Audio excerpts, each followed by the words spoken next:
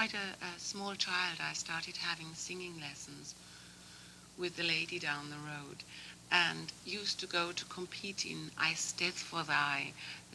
Those are sort of Welsh singing competitions. And just about every Saturday, I went to some little village and sang. And at a very early age, I joined a children's choir. I persuaded my girlfriend to sneak me in, and I was there for weeks without anybody knowing. And I was terrified of being discovered in case they threw me out again.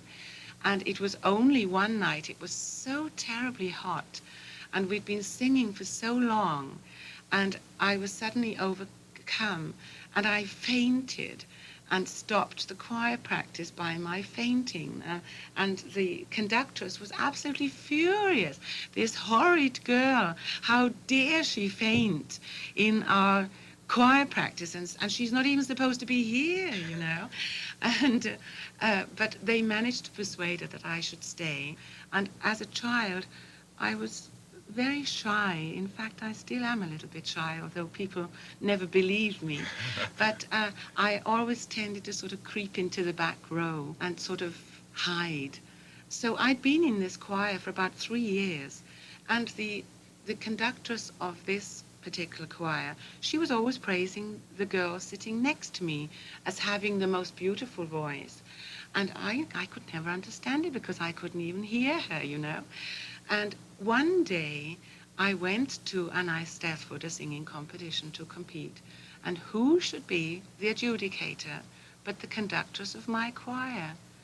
And she came up to me absolutely flabbergasted, and she said, "Aren't you in my choir? I seem to recognize your face." And I said, "Yes, I've been in your choir for 3 years." And she said, "My God." And I thought it was the girl next to you that had the beautiful voice. And she was really wonderful. And from that moment on, she sort of took me under her wing, because I had rather a hard time as a child. My mother died when I was 3. And then my father, he also died. And in fact, he died just 1 hour before the letter came to say that I'd been appointed to go to the Royal College of Music in London. And I was actually with him alone the 4 days and nights it took that he was dying. And in a way, I feel now, at the time when something so desperately hard happens, you ask yourself, God, why does it happen? Why does it happen to me? But this experience, now, I'm able to see it in a different light and with different understanding. Being Welsh and of a Celtic people, you also obviously have somewhat of a mystical feeling. How does this add to your appreciation of Tristan and Isolde, which you're singing now? As a child, I was very deeply attracted to fairy tales, and I read the story of Tristan and Isolde as a fairy story. Of course, being a Celt, it seems to me that everything in my life seems to have led up to this particular point. Everything, the hardship that I suffered during my childhood, the having to struggle to get through the Royal College of Music with only literally £280 a year. So I was sort of scrubbing floors and working in restaurants and babysitting and typing in offices. But in a way, it was necessary because it gave me an added strength. You know, I had this inner drive in me to work. It was important because I had to do it for my father, for myself. This was my destiny. It's very important for me to live my roles, to be the character that I'm playing. Salome or Brunhilde or Desdemona or whatever it is, Madame Butterfly. I have to become the person. Isolde is a very special role for you. It's the first time you're doing it. Give us an example of the special circumstances that have brought you to this role at this particular time? You said there were certain roles that came at you immediately, but Isolde was something that you waited a little time for because you sung all the Brunhildes, for instance, in the Ring, which some people say is harder to do than Isolde. What about the special concatenation of circumstances that have brought you to this role at this time? Well, this is the fascinating thing. For me, Isolde seems to me almost like fate. And it is for me as if everything in my life has led up to this moment. And everything has become to me crystal clear. Until now, when people have asked me, what is your favorite role? I've always been unable to answer them because I've always said, well, it's the role that I'm singing at the moment. I love all my roles. How can a mother say she loves one child more than another? I love all my roles. But since singing Isolde, this is my favorite role. And I feel this is the reason why I have been singing Italian opera and German opera as a preparation for this. And I feel somehow I have been prevented by fate in a way from singing it. I should have actually sung Isolde almost 8 or 10 years ago. And something happened at the last moment. We had a problem with the tenor, that we didn't have a tenor. And so at the last moment, I found myself singing Donna Anna instead. And this has happened over the years. I've always been invited again to sing Isolde, and something has always gotten in the way. And I'd always promised myself, I want to sing Isolde first and then Brünnhilde. But somehow fate made it go another way. And so I found myself singing all 3 Brünnhilde roles before Isolde. Now it's quite clear to me why. Because the experience of being able to physically sing these long roles, the Valkyrie, Siegfried, and Götterdämmerung, the stamina, the pacing that you need for such roles makes Isolde, in a way, easier to cope with, because you have this experience behind you. It gives you a great security and a great strength that I have in fact sang, other than Elsa. I've sang all the Wagner roles, and Isolde has been kept until last. And I came here and I was told that I have an apartment on Union Street. And I thought, oh, that's nice, it's just overlooking Fisherman's Wharf. Well, they brought me from the airport, and what do I find? I'm living on Jones Street, Union and Jones. So that was my first little nice surprise. I thought, oh, how lovely. I'm living on my own street. I mean, So then, the next morning, I want to go to rehearsal, and I take a taxi. And so the taxi drives down Jones Street, all the way down Jones Street. And what does it do? It turns into Eddie. Well, my father's name was Eddie. And I had a funny sort of a trembly feeling. I thought, my God. And reading the story of, which obviously I've done many, many times, but now that I'm actually sort of in it, really submerging myself into this part, I started to reread again the story, the old roman of Tristan and Isolde. And suddenly I think, my God, Isolde is called the blonde one or the white one. And I am also called the white one, Gwyneth, which is a Welsh name. Gwyn is white, and Nedd is one or maiden. So, in a way, I am also called Isolde. And I thought, this is uncanny. What about the special night of the premiere, too? And then, yes, this was the other thing, that also, whether it's fate or whatever you would like to call it, my first performance of Isolde took place on my birthday. And it was such a sheer joy. It was as if it was meant to be. When I entered my apartment, there was a picture hanging on the wall, and it was a picture of the first travelers who were arriving on the shores of America. And it was written in Italian, "Come to America to find your liberty, to find your freedom." And somehow I have found here a new freedom, a spiritual freedom, another thing that happened to me, which whilst I was here, you can imagine having to do Isolde for the first time with quite a short rehearsal time.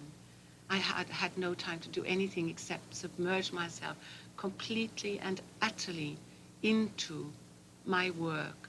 And I never had time to do anything else but concentrate on the role and to try to make it the best possible I could do.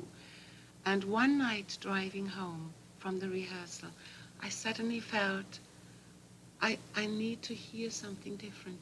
And I'd never ever since I'd been here turned on the television or the radio or anything.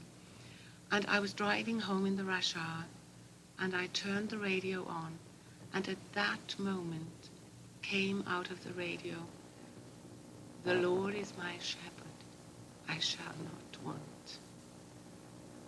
And this psalm came through, "Yea, though I walk through the valley of the shadow of death, I shall fear no evil, for thou art with me." And it was like a message coming through to tell me that everything is right and this is how it is meant to be. And I'm very grateful for this experience, which has been for me the most wonderful experience of my life. Let me ask you something about singing such roles as Brunhilde and Isolde.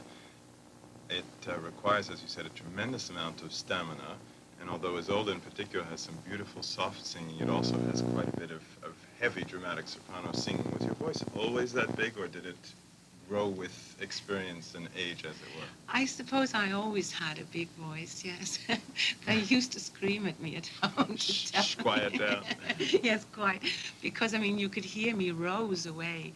I never ever think that I have a big voice. I'm always surprised when people tell me I have a big voice, because I never try to make my voice big. In fact, I try to keep it down, and I'm continually saying to my husband, "Was I too loud? And please tell me if I was too loud, because I don't want to be too loud."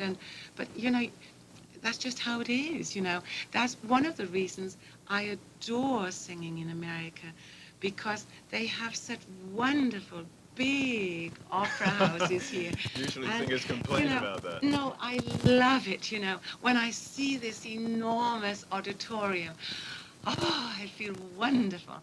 Because, you know, I feel as if I'm standing on the Grand Canyon and I can just let everything go and have a wonderful time. It gives you the most wonderful feeling to feel your voice soaring effortlessly over this orchestra and being carried, but at the same time to do the quietest, teeniest little pianissimis, and to have the voice schwebing, floating into the air, caressing.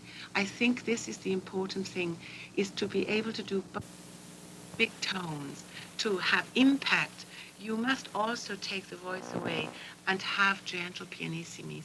Otherwise, if you don't have technique, and if you're not able to use the voice with different colorings, and for each role use different colorings and different body movements, so that each character takes on a completely new, that people can hardly believe is the same person. I just had a letter from a fan from London, and it was really funny because he came to the ring, and oh, it was so divine, and he was crying so much on Der diese Liebe, and I was so feminine and so warm and so gentle. And then he said after the second act of Götterdämmerung, my God, could it be the same woman? What happened? I mean, a fury. And I really feel as if I'm setting the stage on to flames, you know. I feel such a fury coming out of me. And this is so exciting. Although people say, don't you get carried away that you don't know what you're doing? I do. I know exactly because you rehearse that, and I know exactly because there's a little second me just there, standing outside me, watching everything and controlling and telling, now be careful, now you need breath, you have to pace it, you've got a long way to go. So although I'm able to have this tremendous emotional outbursts and things, I'm utterly in control. I know that a lot of people don't believe it, but I am utterly in control of what I do. But I must live it, and I must be the person. This is the exciting, and this is for me the greatest privilege, is that I have been given this most wondrous, blessed gift, that I am able to bring joy to people, that I am able, through music, that I'm able to lift them, even if only for a couple of hours or even a couple of minutes, out of their daily drudgery, that they are able to live a rapturous beauty of music, and also to feel a spiritual thing, to feel that it's coming from my heart and that I want it to be sent right into theirs, that they receive joy, because I think that's why I'm here. And the public obviously feels that from you too, and you respond to it in a marvelous way. Do you think you could ever stop singing? Does singing mean something so important to you that it would almost be like not living anymore? Oh yes, yes, because I know it might sound funny to you, but I just feel that is why I was born. You know, that is the purpose in my life. We, each and every one of us, are here for something, and that is why I am here. I'm very fortunate because, in addition, I also have a very, very happy, normal family life. We have a darling little daughter, Susanna, who is 9 years of age, and she is also very talented. She has a pretty little voice. She plays the piano very nicely. She's very intelligent. But more important, she is a very loving child, a very understanding child. And I have a very dear husband. Although we have, of course, a very hectic life with a lot of traveling, but we arrange our lives very carefully. And for me, it's a luxury to play housewife. I adore to cook. I love to clean the house. Nothing gives me more pleasure than to get down on my hands and knees and scrub the floor. I mean, this is for me what for other women is maybe drudgery, is for me a joy because I can't do it all the time. Let me ask you one final question. Many people would say that Isolde is probably the summit of a singer's career, a dramatic soprano's career. You're certainly not at the end of your career at this point. Where do you go from here? There are some roles which I wish to sing. For instance, in 1983, I will be doing my first Turandot in a new production at the Royal Opera House in Covent Garden. And they are trying to talk me into doing Electra. And obviously, yes, obviously Electra is a must. And somehow I always get that I know when the time is right. And I look forward to the day. I won't rush it, but it will come. We look forward to it too. Yes. Thank you very much, Gwyneth Jones, for coming down Thank you to very talk with us. much for having me.